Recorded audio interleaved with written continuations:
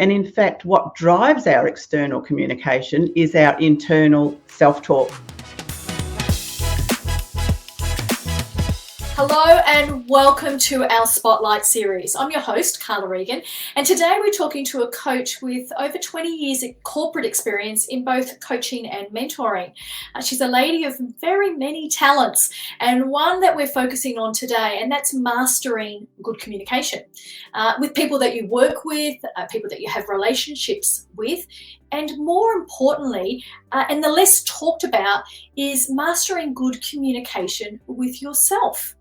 Our guest today is Suzanne Glendenning from Quantum Results, and Sue joins us from Victoria. Welcome. Thank you very much. It's lovely to be talking with you on this sunny morning in Melbourne. Now, our topic today, Sue, is on communication. And while not many people would consider upskilling themselves in this area, how we talk to ourselves does play a significant role in our lives and in our results. So let's jump in and let's talk about self-talk. And I want to ask you firstly, what is self-talk? It's a really interesting topic, Carla, and we talk about communication a lot. But if I was to say to you, what is your best form of communication, or what do you believe communication is, you would probably be talking immediately about external communication. And that's where most people go. And in fact, what drives our external communication is our internal self-talk. And that's what we're saying to ourselves. That's what we're thinking about. It's what we're feeling. It's all of those expressions that we have and our emotions. All of that is our self-talk. And it's that little voice that can sometimes creep in and say, are you really sure you can do this? And are you really, is this absolutely the right thing for you? Are you good enough? Am I smart enough? All of these things. That's all self-talk. And there's probably a few people listening to this conversation thinking, yes, this applies to me. I mean, some self-talk is good, right? Some of it can be positive and motivating and get you, out of bed and doing the things that you might be putting off. And there's that other self-talk that can be destructive. And so where does this internal dialogue come from? And that's really interesting. I talk a lot to my clients about, who's driving the ship, who's actually in charge. And we talk about the conscious and the subconscious mind, or the unconscious mind. So that is where your self-talk comes from. It's all coming from the unconscious mind. And it's driven, like we go on autopilot a lot of the time and don't even realise it. So when you're talking about positive self-talk, and that's people doing affirmations and saying, I really know I can do this, and, I'm sure I can achieve this, and that's wonderful. And that's doing your affirmations is your positive self-talk, but it's the negative self-talk that can be quite destructive because we're often not sure where it's coming from. And it's buried deep in our subconscious. It comes from your belief systems. And you can be saying all day long, I'm great, I'm so good at this, I'm an achiever, I'm successful. But if that little voice inside you, and you have a deep belief that says, I'm not really that good, I don't deserve to have this, I'm not worthy, I'm not smart enough, that will always override. And that is what is so destructive, and but it doesn't need to happen. But that's where it's coming from. It's coming from your subconscious mind, and that's our autopilot, and that's what drives us most of the time, and we're not even aware of it. Yeah, I picked up a key word that you said a couple of times, Sue, and I wrote it down: autopilot, because it feels like it is on autopilot, and sometimes you don't even have a real awareness of what's happening in the background, because it's that voice seems to be there the whole time, right? So how do you interrupt that pattern? How do you said driving the ship. How do you take control back so that autopilot or that self-talk is benefiting you rather than being probably more destructive? I love the way you describe, taking control back, and that's exactly what it's about, and I often say to people, it's time to take control again. You can be in charge of your life, and you can be back in control, and you can choose your self-talk, and you can choose what you believe.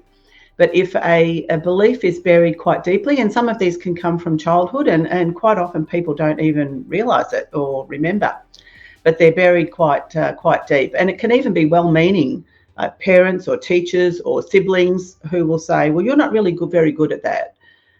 So you'll take that on board, and that's just stored away as a file. So one of the techniques that I use with my clients is hypnosis, and it's incredibly effective because it cuts straight to the subconscious. So the type of hypnosis I use is like a deep trance, and it's just almost saying to the conscious mind, we just need to park you for a minute, and you just need to be quiet and sit over there, and we're going to be talking to the subconscious mind and really get into those beliefs. And you can change a belief. It's like a computer program. You can remove an old program and install a new one, and it's incredibly effective. I love that analogy that you can just reprogram ourselves, because, I mean, our minds are so complex. And interesting that you use hypnosis as one of your tools to change, because, beliefs, you mentioned that in earlier on, and I was going to ask you about that. So that's one of the patterns, I guess, that you could interrupt those thoughts, that autopilot, that self-talk that is destructive or can be destructive. It's finding what the core reason is. It's finding the core issue. And people often come with presenting problems, and they're very real, but the presenting problems aren't always the issue that needs to be dealt with or handled. So what we do is go in and find what the core issue is and deal with that and change that, and then everything else can change. So your self-belief is a huge thing. I have a lot of, particularly women, even corporate women, who appear on the outside to be very confident and self-assured, and in fact inside they're not. It's a bit like the duck paddling along and looking really cruisy along the top of the water there, and underneath the water those little legs are paddling like mad to sort of just keep going. So self-confidence, self-esteem are two big issues that people do talk to me about, but easily fixed with getting into the core problem, looking at what the real issue for them is, and then making the change, assuming that that's what they want to do. You have to really want to change. I think that's a big key part with anything in life. You've got to want to make the change in order for it to start to manifest.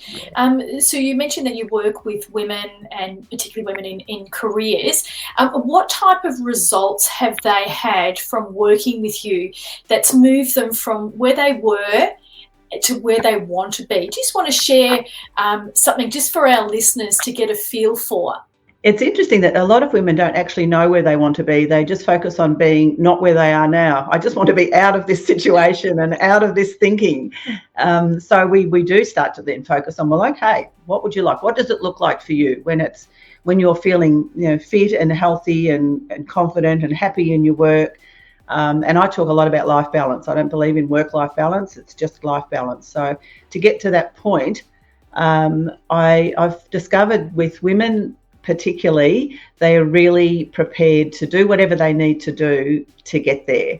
And I had a client contact me just a couple of days ago, and she very kindly said, "You've changed my life." And of course, I haven't. She did the changing. I was just privileged to be on that journey with her. But she said, "I've trusted you so much," and trust is another big issue. It's a critical issue, in fact.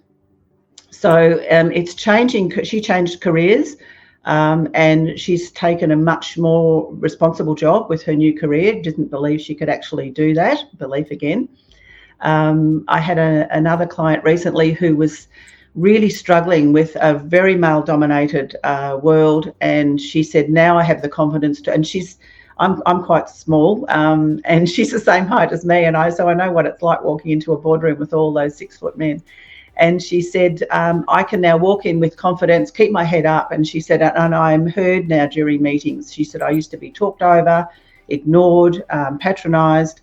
And she said, "Now my voice is heard. I have my voice back, and I have my confidence back." She said, "I have me back." And she said, "I actually believe that I can do anything." That's a wonderful example of the inner dialogue, supporting you, moving you past those barriers, but also, a testament to the power of some of the techniques and the relationship that you build with your client. So I really appreciate you sharing that. Thank you.